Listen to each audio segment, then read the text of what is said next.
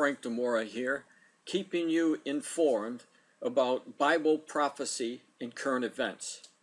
You're looking at the front page of my website, End Times Research Ministry, where you can get my book, The Last Chronicles of Planet Earth, today for free by going over to my website. I also have the BibleProphecyMan.com website where you can read the news connecting the dots between Bible prophecy and current events. You can go to either one of those websites for that information, but you can access the book for free today. Now, because there's going to be a signing tomorrow in Washington, D.C. between Israel and many Islamic nations, I want to bring new information concerning a prophecy that Jesus talked about in reference to what Daniel prophesied. God gave Daniel some information about the last days prior to the rising of the Antichrist. Very specific information. Now, last week I gave you some information about the UAE peace deal that Donald Trump managed to put together and then handed it over to Jared Kushner, who really did all the work. And what I need to show you, this is going to be new information, very, very important information, because if it turns out to be the Daniel 9 prophecy, then that means we're at the beginning of the 7-year tribulation. So it would behoove people to understand what Daniel revealed to us, and it would also behoove you to pay attention to the signing in Washington, D.C., and what that really could mean for these last days. So bear with me if you saw those videos last week. Like I said, I'm going to give you new information, current information about the peace agreement, what is so important, the verbiage in this peace agreement, what it could mean. Now, in Daniel 9:27, God showed Daniel that this Antichrist, you'll see, he will confirm. That's the Antichrist, will confirm a covenant with many for 1/7. In other words, Antichrist is going to have Israel. They're going to confirm a covenant with many Arab nations, Islamic nations, for a period of 7 years. And then in the middle of that 7-year period of time, as you see in the scripture, in the middle of the 7, he will put an end to the sacrifice and offering. He will put an end to the sacrifices that the Jews begin for real at the Temple Mount, like they used to do at the time that Jesus Christ was here the first time. And this Antichrist, exactly 3.5 years into the confirmation of this covenant, is going to walk into that temple and tell everybody that he is actually God.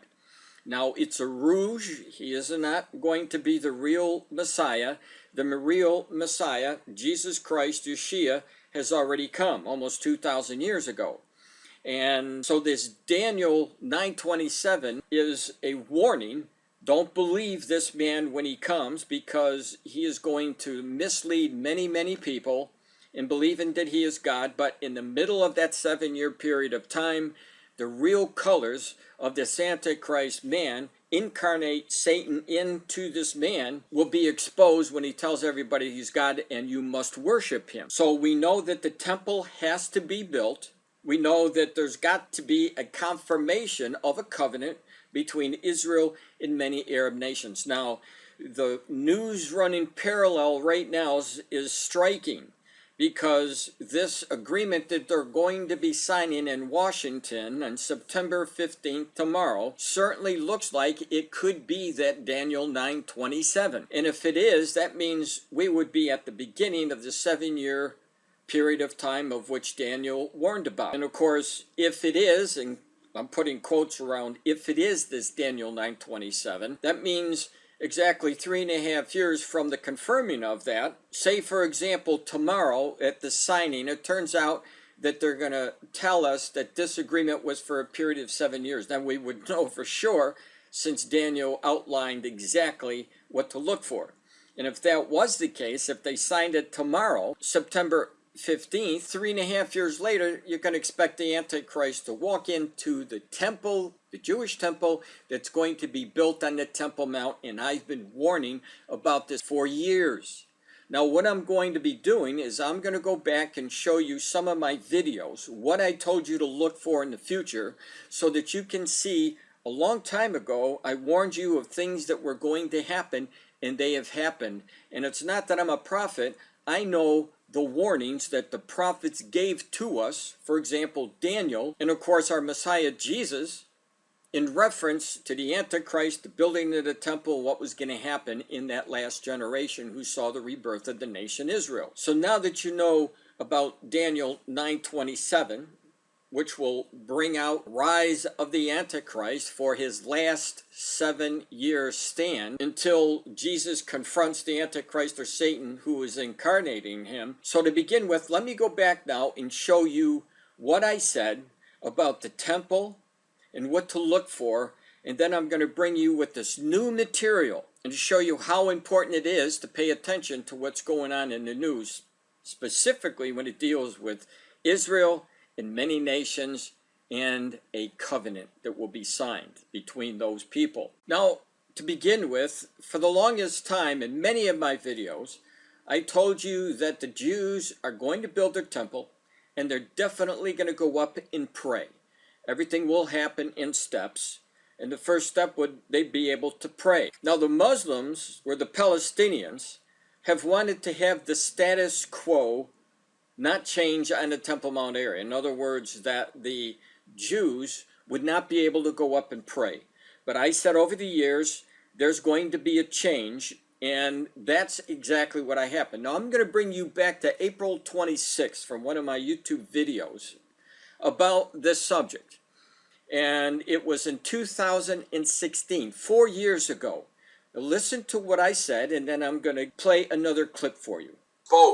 Now, for the longest time, and I do have a chapter in my book about the Temple Mount and about Jerusalem, East Jerusalem, and how much trouble is caused for the Jews concerning the Temple Mount area, where the Jews want to go up and pray. They want to do the same thing that the old Jewish people used to do when Jesus was alive, and that was to be able to go up, have full access to the Temple Mount, to be able to build their temple and to have their sacrifices. All this is coming, by the way.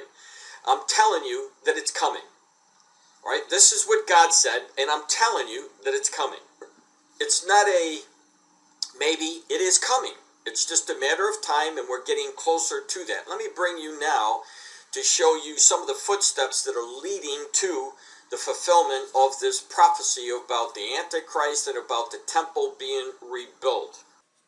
Now what you're looking at is a complete documentary I did about the coming temple.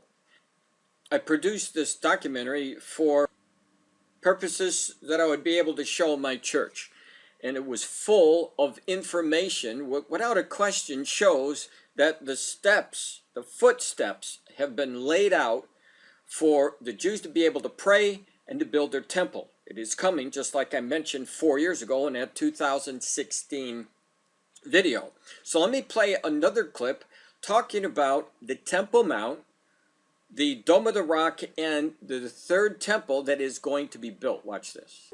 Into the prophesied third temple that will be built soon. We're coming to the last scripture that I want to use from Revelation chapter 11 verses 1 and 2. This is from Jesus Christ now, who gave it to the youngest apostle, the apostle John. And he says this: "And there was given me a reed like unto a rod, and the angel stood, saying, Rise, and measure the temple of God." So we know exactly what he's measuring, the temple. And in order to measure it, it has to exist. Let's go on. "And the altar, and them that worship therein. But the court which is without the temple leave out, and measure it not. For it is given unto the Gentiles, and the holy city shall they trod under foot 42 months." Now with this prophecy, there are many prophecy teachers who believe that the outer court, where we see here from where the Dome of the Rock is, that when God told him not to measure that area, that he was really showing us that the third temple could be built next to this Dome of the Rock area.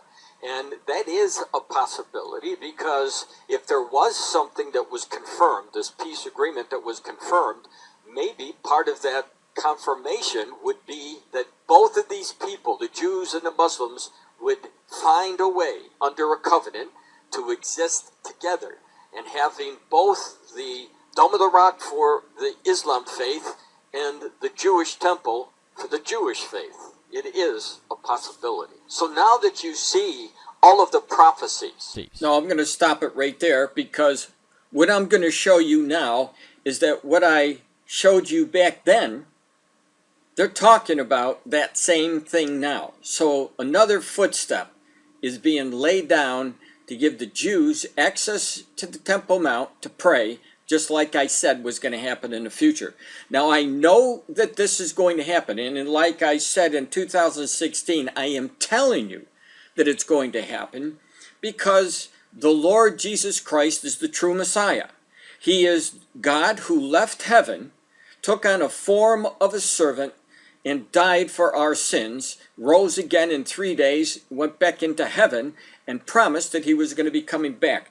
A real God, a true God, the only true God, and he's going to fulfill every word that he has given to us, and we're in the generation who are witnessing all these things taking place. Now, there was an article to begin with that came out 19 hours ago. You'll see the headline, Israel Normalization May Partition Al-Aqsa Mosque Analyst. The subtitle, a clause in the UAE-Bahrain Accords with Israel leaves door wide open to Jewish prayer at holy site, analysts say. So right there, we're being told that it appears as the Jews are going to be able to go up and pray. What did I tell you? Let's find out what this article says. A statement embedded in the United Arab Emirates, UAE, and Bahrain normalization agreements with Israel, brokered by the United States, may lead to the division of the Al-Aqsa compound because it violates the status quo, analysts say. According to a report by NGO Terrestrial Jerusalem TJ, the statements mark a radical change in the status quo and have far-reaching and potentially explosive ramifications. Now remember, I talked about the status quo before. I said things are definitely going to change. They have to change in order for these prophecies to be fulfilled. So it doesn't surprise me at all that we're starting to see the very thing that I told you was going to happen in the news. Let me go on. Under the status quo affirmed in 1967, only Muslims can pray within the Haram al-Sharif, also known as the Al-Aqsa Mosque compound, which consists of 14 hectares, 35 acres. Non-Muslims can visit but cannot pray at the site. Israeli Prime Minister Benjamin Netanyahu affirmed the status quo in a formal declaration in 2015. However, a clause included in the recent accords between Israel and Gulf Arab states indicates this may no longer be the case. According to the joint statement between the U.S., Israel, and the UAE released on August 13th by U.S. President Donald Trump, as set forth in the Vision of Peace, all Muslims who come in peace may visit and pray at the Al-Aqsa Mosque, and Jerusalem's other holy sites should remain open for peaceful worshipers of all faiths. So not just being exclusive to the Arabs, Islamic people, Palestinians who are trying to keep the Jews off the Temple Mount, but to all faiths, which means people of all faiths, including the Jews, would have access to go up and pray. And they show us in this article a picture of the person who put all this together, Jared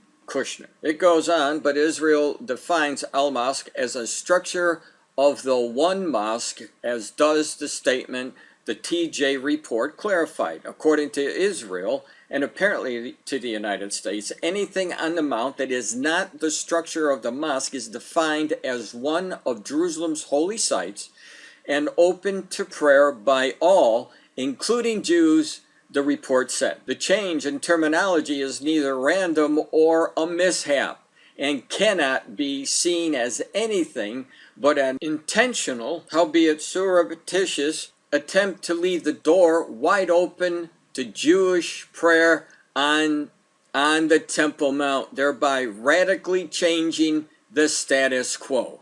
The same statement was repeated in the accord with Bahrain announced on Friday. Khalid Sabarka, a Palestinian lawyer specializing in Al-Aqsa and Jerusalem affairs, told the Al Jazeera the statement very clearly says the mosque is not under Muslim sovereignty. In other words, this mosque, the Temple Mount area, is sovereign to the nation of Israel, the Jews.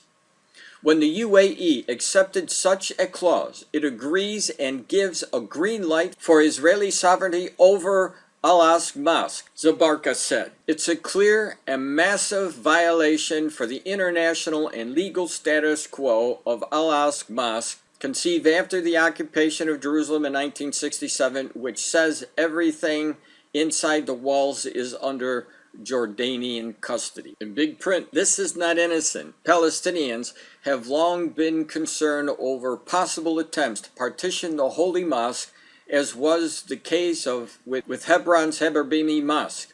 Over the years, there has been a growing temple movement, mostly led by the extreme nationalistic religious Jewish right that seeks to change the status quo, the report by TJ said.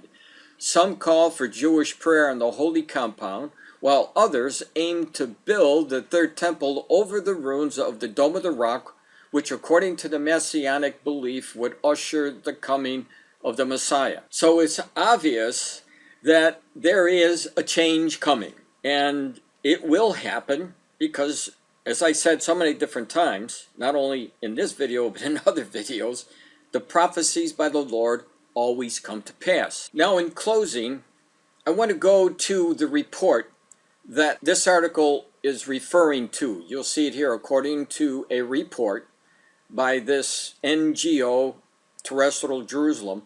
I want to play this for you so that you can hear what they said, because it really puts the icing on the cake what's about to happen. 12. Normalization and the status quo on Haram al-Sharif, the Temple Mount al-Aqsa. The pending agreement between Israel and the United Arab Emirates, which would normalize relations between the two countries, has received much attention, and understandably so. Whatever one may think of normalization, this is clearly a seminal event in the annals of the Middle East.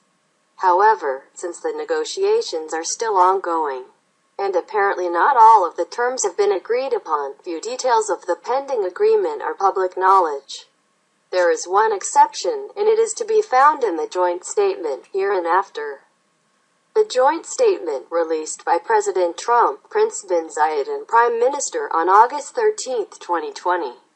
As expected, the joint statement lacks specificity, with one sole exception, which relates to the volcanic core of the conflict between Israelis and Palestinians, and in which the Arab and Muslim worlds are stakeholders. The Temple Mount, Haram al-Sharif, al-Aqsa. As set forth in the Vision for Peace, all Muslims who come in peace may visit and pray at the Al-Aqsa Mosque, and Jerusalem's other holy sites should remain open for peaceful worshippers of all faiths. To the casual reader and observer, it would appear that there is a major breakthrough relating to prayer on the Mount, whereby Muslims will be allowed to pray at Al-Aqsa, while the status quo on Haram al-Sharif is being maintained. The truth is precisely the opposite. While the former is not at all new and trivial, the latter is a radical departure from the status quo, and has far-reaching and potentially explosive ramifications. Muslim pilgrimage to Al-Aqsa is not new, and normalization changes nothing. Israel has been openly encouraging Muslim pilgrimage to Jerusalem for years, and succeeding. In recent years, and until the outbreak of COVID-19, there have been hundreds of thousands of Muslim visitors annually to Al-Aqsa, with almost half of whom coming from countries with no diplomatic relations with Israel. There was no need for normalization in order to elicit Israeli consent to these visits. The radical change in the status quo on the Mount is more complicated, and in order to appreciate how consequential this is, It is necessary to examine the status quo as it has been interpreted since 1967, as articulated in the Trump Plan and as it now appears in the joint statement. 1. Status quo on the Temple Mount. Haram al-Sharif, Post 1967. There is no universally accepted definition of the status quo on the Temple Mount, and it is open to a number of differing views. The closest one that can come to a broad and widely accepted interpretation is this: the Temple Mount is a Muslim place of worship, open to the dignified and respectful visits of non-Muslims, in a manner coordinated with the WAQF and compatible with the customary decorum on the site. For a detailed analysis of the status quo in Jerusalem, see here.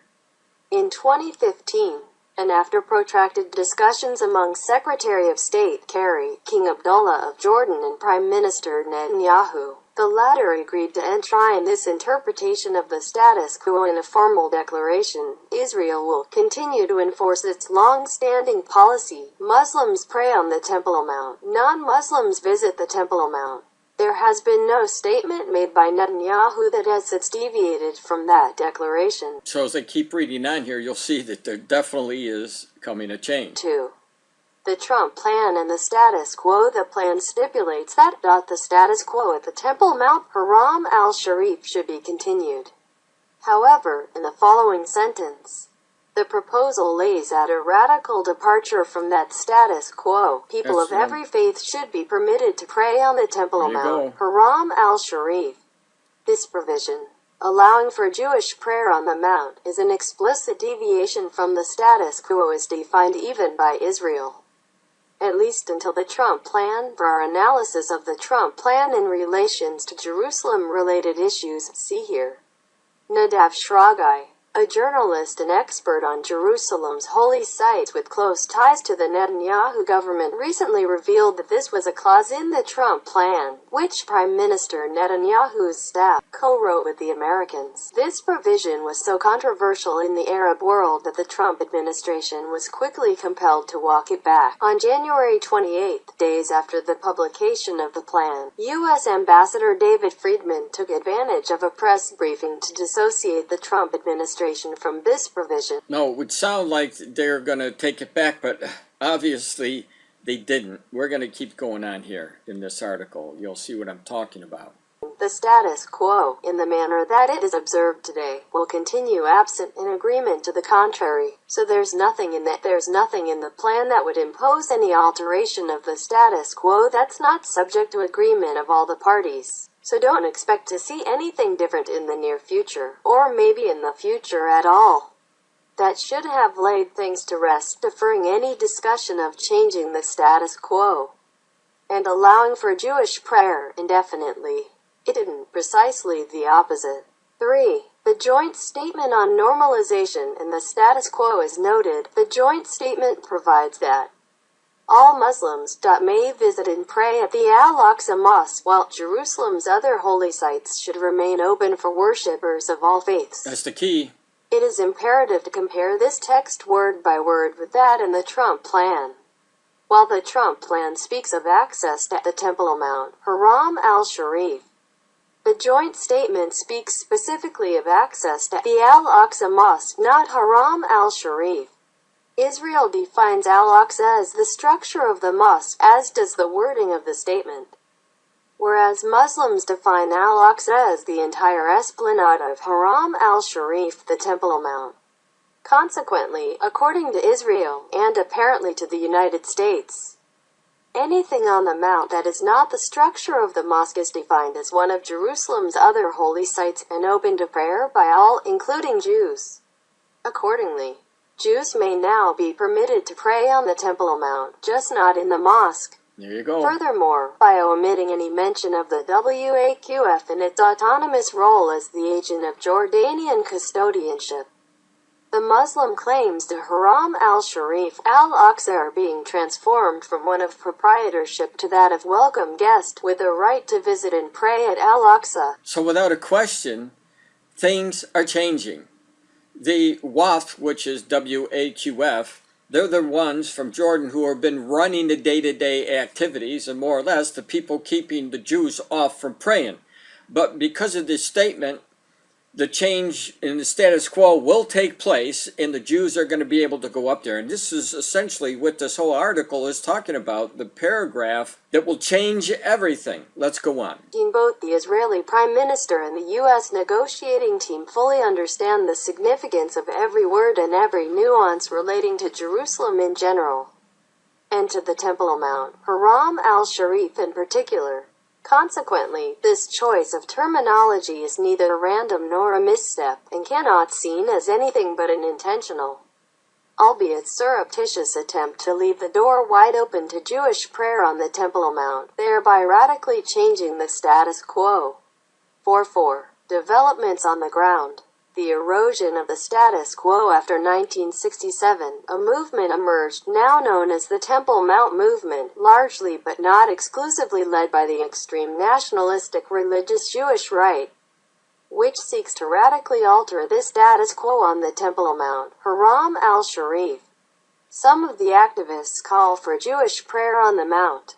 Others seek to build a synagogue alongside or even instead of the mosques. Alongside. A movement that was in 1967 perceived as an eccentric fringe has since gone mainstream, and today enjoys the support of a majority of Netanyahu's cabinet. One of Netanyahu's cabinet member went so far as advocating the construction of the Third Temple. There you go. In recent years, and under pressure from the Temple Mount movement, the established status quo is being significantly eroded. Unlike the practice in past decades, on Jewish holidays large numbers of Jewish visitors, many of whom openly and vocally advocate changing the status quo on the Mount, are allowed to visit the site, even when these visits fall on Muslim holidays. The police are becoming increasingly permissive in regard to Jewish prayer and other nationalistic gestures on the Mount. The cumulative message of the new policies and recent events is clear. In the past, the Temple Mount, Haram al-Sharif, was a Muslim place of worship, open to the visits of non-Muslim guests. It is rapidly becoming a shared Muslim-Jewish site, like the Abrahamian Mosque tomb of the patriarchs in Hebron. This is the declared goal of the Temple Mount movement in the deepest fears of the Muslim worshippers. And it's already happening. For centuries, a spark on the Mount has been the likeliest cause of an eruption of violence in the Holy Land. And the current trends on the Mount are making just such an event more likely. Events at Al-Aqsa invariably send shockwaves throughout the region. Should an incendiary incident on Haram al-Sharif, the Temple Mount, indeed take place and intersect with the sense that Palestinian, Arab, Muslim interests and equities on the Mount are being bartered away, the results might be dire indeed. And now, what is happening on the ground has been enshrined in the founding statement upon which Israel-Emirati agreement is based. So, in number 5, in closing this article, as we see that they're definitely worried about the status quo changing, which it will change, the path forward, what they're saying is it's not too late. That the Arabs definitely have to change this. But let me assure you that it's not going to change. The status quo is what's going to change. And no matter what the Islamic people want to do on the Temple Mount, at the end result will be the Jews will be going up there, they will be praying alongside the Muslim brothers who already pray up there in the Dome of the Rock, right there in the Temple Mount. It's going to happen. The Lord revealed to us, and this is why I'm bringing you the information about the Temple Mount area. I'm bringing you the information about the Daniel 9:27 prophecy, the warning about the rise of the Antichrist, because now we're at hand an agreement between Israel and many nations, which they're going to sign tomorrow. So let's see what happens. But I do know this, as I said back in 2016 in the beginning of this video, it is going to happen. It's coming. Not if, not maybe, for sure. It's coming. The temple is coming. The Jews are going to be praying, and they'll be doing their sacrifices like they did when that temple is standing. And there's only a few obstacles before that actually happens, and I believe that it's coming faster than most of the Christians even believe that is coming, because most of the Christians that I know of are unaware of these prophecies because so many of them don't even read their own Bibles. But there are those Christians who are real Christians who have a really good relationship with Jesus. They spend time with him every day. They're reading every day. They're praying to the Lord every day. And they're in fellowship with the Lord every day. Those are the people who are not going to be taken as a thief in the night when all of this breaks out. And it's my prayer that you will find this information compelling to drive you to read and study the Word and to get closer and closer to Jesus as you can in these last days. Keep in mind, the Word of the Lord told us, don't forsake the gathering of the saints, especially as you see that day approaching.